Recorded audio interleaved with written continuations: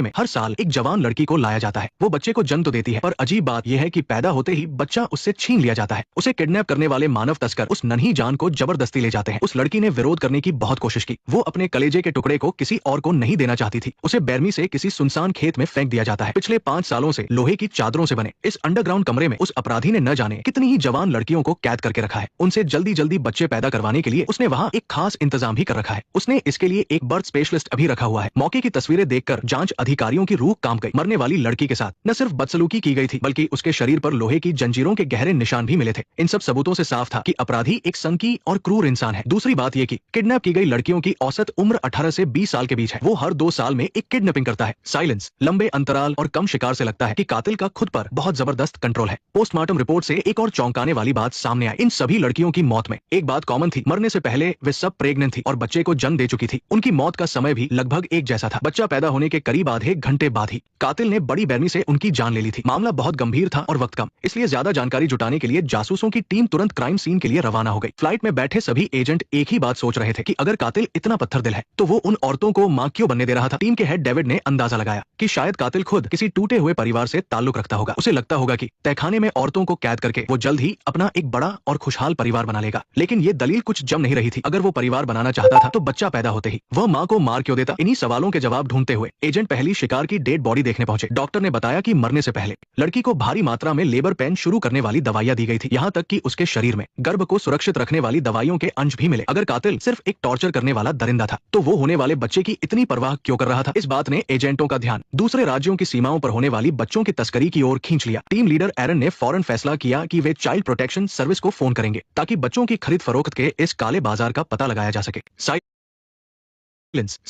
उसी दौरान दूसरे एजेंटों को लाश मिलने वाली जगह से कुछ ऐसे सबूत मिले जिन्होंने एरन के शक को पक्का कर दिया। दूसरी लाश हाईवे के पास मिली थी, लेकिन कातिल का तरीका बहुत अजीब था। लड़की के मरने के बाद वो उसे फेंकने के लिए सैकड़ों किलोमीटर दूर तक गया था। यानी वो लाश को एक स्टेट से दूसरे स्टेट ले गया। साफ था कि उसे कानून की अच्छी समझ थी। उसे पता था कि अलग अलग राज्यों के कानून अलग होते हैं और पुलिस के बीच तालमेल की कमी का वो फायदा उठा सकता था। इस तरह पकड़े जाने का खतरा कम हो जाता था। अब कातिल के आने जाने के रास्ते से उसे ढूंढना बहुत मुश्किल काम हो गया था। कुल मिलाकर कातिल का मकसद औरतें नहीं बल्कि उनके द्वारा पैदा किए गए बच्चे थे। अब सारी जांच लोकल अडॉप्शन सेंटर यानी बच्चा गोद लेने वाली संस्थाओं की तरफ मुड़ गई। चाहे बच्चा कहीं से भी खरीदा गया हो, गोद लेने के लिए कानूनी कागजात और बच्चे की जानकारी लोकल सेंटर में दर्ज कराना जरूरी होता है। इसके बिना बच्चे का इलाज तक करवाना मुश्किल हो जाता है। लेकिन वहाँ के मैनेजर ने बताया कि पिछले 2 सालों में ही सैकड़ों बच्चे गोद लिए गए हैं। इतने सारे बच्चों के रिकॉर्ड में से कातिल का सुराग ढूंढना भूसे के ढेर में सुई ढूंढने जैसा था। जब तक कुछ पता चलता तब तक न जाने कितनी और लड़कियां शिकार बन चुकी होती। साइलेंस। अब कातिल तक पहुंचना बहुत जरूरी हो गया था। लेकिन जब तीसरी शिकार की लाश सामने आई तो 20 सालों से काम कर रहे डॉक्टर को भी समझ आया कि कातिल को ढूंढना उतना आसान नहीं है जितना वे सोच रहे थे। ये लाश करीब 6 महीने पुरानी थी और काफी खराब हो चुकी थी। समय के साथ शरीर पर मौजूद कातिल के निशान भी मिट चुके थे। बस हड्डियों का ढांचा ही बचा था। पर पेट के पास मिली गर्भनाल यानी अम्बिलिकल कॉर्ड से एक अहम सुराग हाथ लगा। उसमें भारी मात्रा में नशीले पदार्थों के अंश मिले।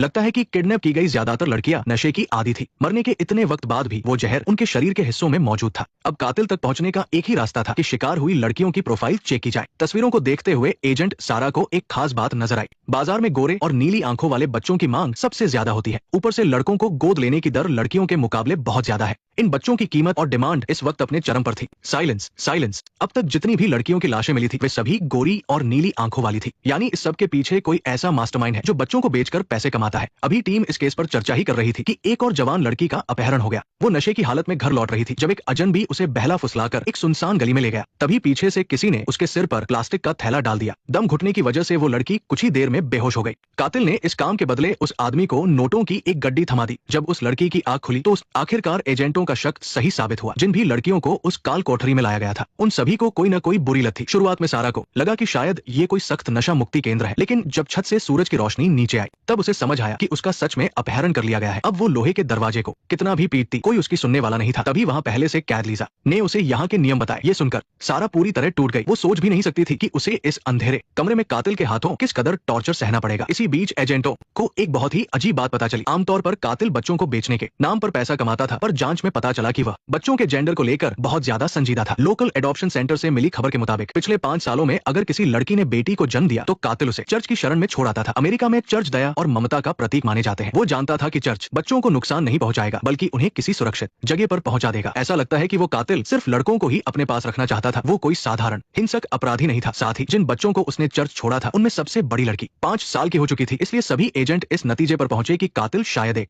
महिला है। लड़कों के प्रति उसका ये लगाव शायद किसी पुराने मानसिक सदमे से जुड़ा हो सकता है। तभी एजेंट डेविड ने मार्कर पेन उठाया और नक्शे पर उन चर्चों के रास्तों को मार्क किया जहां कातिल बच्चों को छोड़ता था। साफ था कि लड़कियों को कैद करने की जगह इन्हीं 3 चर्चों के दायरे में आने वाला कोई बेसमेंट था। और जैसा कि डेविड ने सोचा था उसी 5 वर्ग मीटर के छोटे से कमरे में साल भर से कैद लीजा को लेबर पेन शुरू हो गए। तभी एक गंजे डॉक्टर ने उसकी जांच की और नई आई हुई लड़की सारा को अंदर भेज दिया। सारा को अंदर भेजने का मकसद सिर्फ ये था कि वो इस मुश्किल घड़ी में लीजा की डिलीवरी करवाए। हालांकि सारा ने बहुत समझाया कि उसे इन सब चीजों से घबराहट होती है, पर फिर भी उसे ये काम करना ही पड़ा। लीजा जैसा हाल अपना न हो जाए इसलिए सारा के पास उसकी बात मानने के अलावा कोई चारा नहीं था। लीजा के बताए अनुसार उसने चेक किया कि डिलीवरी का समय करीब आ चुका था। लीजा ने दर्द से कराहते हुए कुर्सी के हत्थों को कसकर पकड़ लिया और अपनी चीखों को दबाते हुए आखिरकार एक बच्चे को जन्म दिया। खुशकिस्मती से वह एक लड़का ही था। कातिल के नियम के मुताबिक लड़का होने पर जिंदा रहने का एक मौका मिलता था, लेकिन अफसोस की ये सब कातिल का एक झूठ था। लड़का होने के बाद भी मौत तय थी क्योंकि कातिल जल्द ही उस बच्चे को छीनने वाला था और लीजा की जिंदगी भी खत्म होने वाली थी। लीजा की जिंदगी के उन आखिरी 30 मिनटों में एजेंटों ने तेजी से अपनी मीटिंग शुरू की।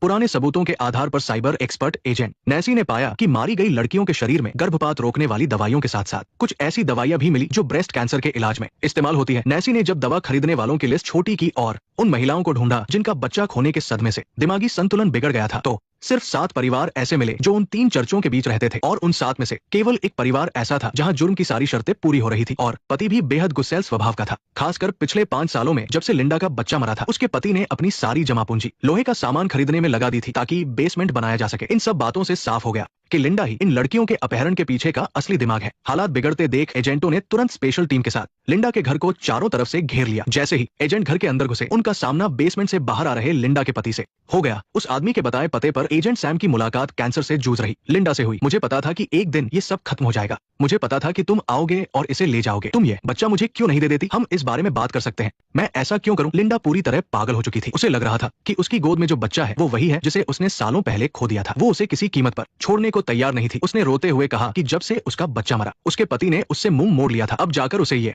बेटा मिला है और वो नहीं चाहती कि कोई इसे उससे छीने। तभी एजेंट सैम ने अपनी गन नीचे रख दी और लिंडा को हकीकत समझाने की कोशिश की। सैम ने कहा कि उसे पता है कि वो खुद कैंसर से लड़ रही है, फिर भी वो अपनी दवाइयां बेसमेंट में बंद लड़कियों को दे देती थी। इससे पता चलता है कि लिंडा दिल की बुरी नहीं थी, बस अपना बच्चा खोने के गम ने उसे मानसिक तौर पर बीमार कर दिया था। सैम ने उसे दिलासा दिया कि उसने जो कुछ भी किया, चाहे वो उसका अपना बच्चा हो या बेसमेंट में पैदा हुआ ये मासूम, सबकी माँ उसकी ममता को याद रखेगी। ये सुनकर लिंडा का दिल पिघल गया और उसने बच्चा सैम को सौंप दिया। वही उस ठंडे लोहे के बेसमेंट से लीजा और सारा को भी सही सलामत बचा लिया गया। आखिरकार वो नन्हा बच्चा अपनी असली माँ की गोद में पहुंच गया। जैसा कि एक मशहूर पत्रकार ने कहा है, जब आप समझ जाए कि मेले में झूले पर बैठा बच्चा हर चक्कर पर पीछे मुड़कर अपने माता पिता को